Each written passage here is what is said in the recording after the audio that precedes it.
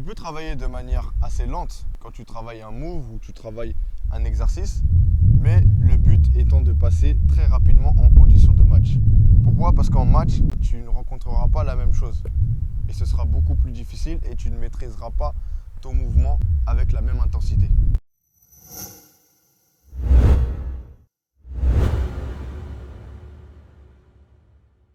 Bonjour à tous, vous êtes ici avec Chris sur la chaîne Basketball is an Obsession et aujourd'hui on va voir 3 exercices de tir en condition de match.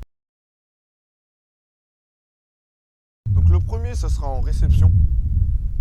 On lance le ballon, réception, fin de départ, donc jab step, fin de départ et on va de l'autre côté. Donc c'est à réaliser main gauche et main droite.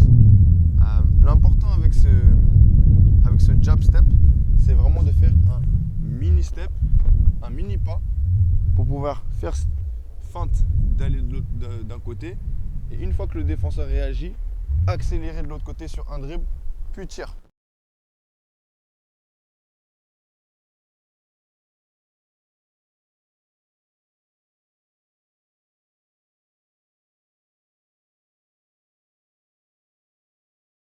Le deuxième exercice en condition de match, c'est un exercice sur pick and roll.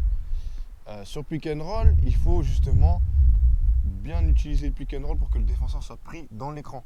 Donc ce qui est important pour prendre l'écran, il faut d'abord fixer son défenseur. Puisque sinon il va anticiper l'écran, il va pouvoir passer au-dessus ou passer en dessous très rapidement. Donc ce qu'il faut faire en fait, c'est faire une feinte de départ comme un jab step justement pour pouvoir le faire défendre sur l'écran.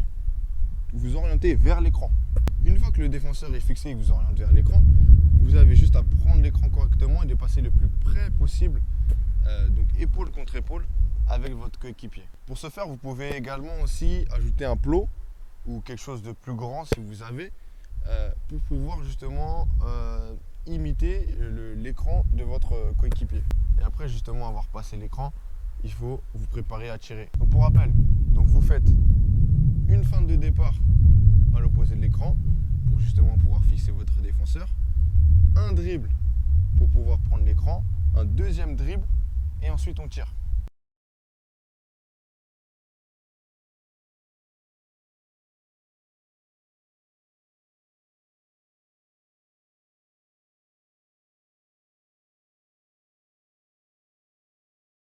Et le dernier exo qu'on va travailler, c'est le tir en fin de contre-attaque.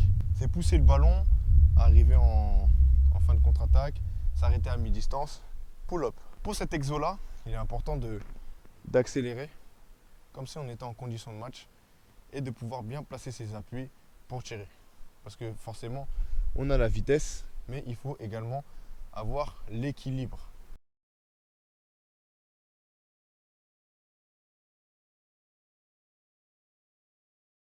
Donc c'est maintenant la fin de la vidéo et comme je vous ai dit, on a pu voir aujourd'hui 3 exercices à réaliser en conditions réelles de tir pour le match.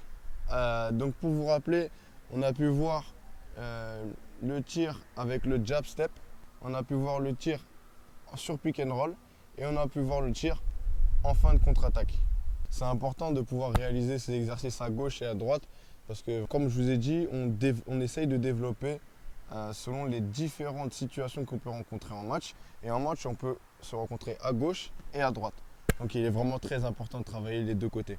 L'important dans ces exercices, c'est de le faire vraiment à fond. Parce que, comme je vous ai dit, c'est de la condition de match. Donc c'est pas grave si on perd le ballon 10 fois, 15 fois, 20 fois, c'est pas grave. C'est vraiment pas grave de perdre le ballon. L'importance, c'est de pouvoir justement le faire à fond parce que ça nous permet de travailler. Et en match, du coup, on pourra ne pas perdre le ballon. C'était Chris pour la chaîne Basketball is an Obsession. N'hésite pas à liker, commenter et partager si tu as liké la vidéo ou si tu as des questions par rapport à ça. Petite précision, tu as en description des formations pour pouvoir progresser plus vite encore si tu en veux plus. Donc n'hésite pas à aller checker. Peace.